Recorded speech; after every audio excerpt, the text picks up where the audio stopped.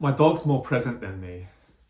No spiritual books, no self-help podcasts. He just exists, fully, peacefully, here. He just turned 14 last month. And I've been thinking, a lot of people say, things like, oh, I wish I was a bird flying free with no responsibilities. That would be great. I'd be so at peace. And I get it. But when you think about it, birds have responsibilities too. They build nests, they have to feed their young, they have to scavenge for food, look out for predators. So maybe it's not the freedom from responsibility that makes animals so present.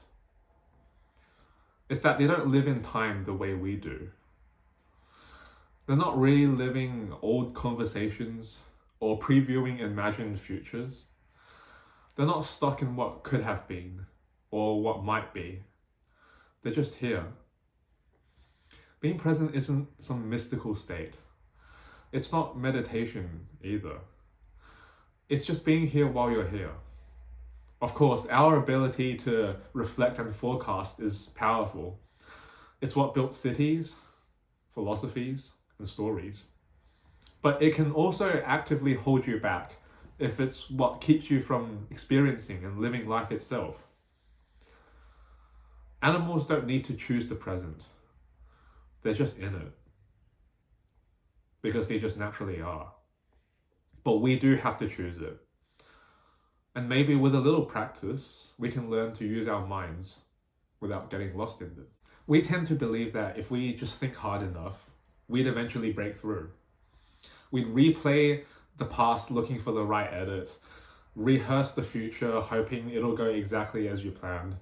But meanwhile, life slips by in the background, not waiting for us to finish processing. The thing is, we don't need more clarity. Sometimes we just need less noise. Sometimes the answer isn't solving the moment. It's in just feeling it and soaking it in and just being aware of it. Because a lot of the times, there aren't solutions to problems that you face.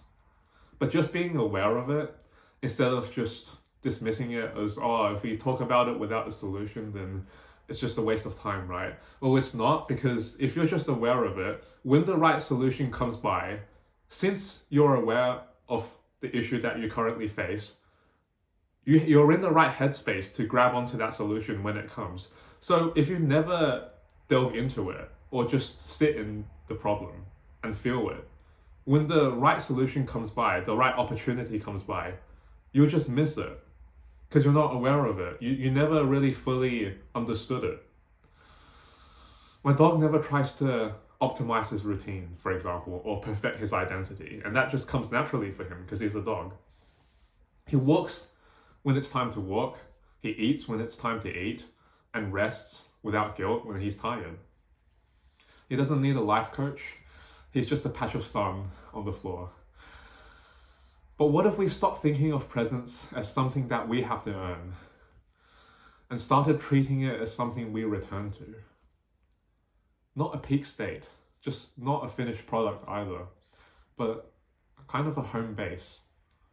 The breath between two thoughts and silence just in between whatever busy day we're having. Sometimes I catch myself rushing to get somewhere in life, and I look over, and my dog's just sitting there, blinking slowly, waiting for nothing, just being.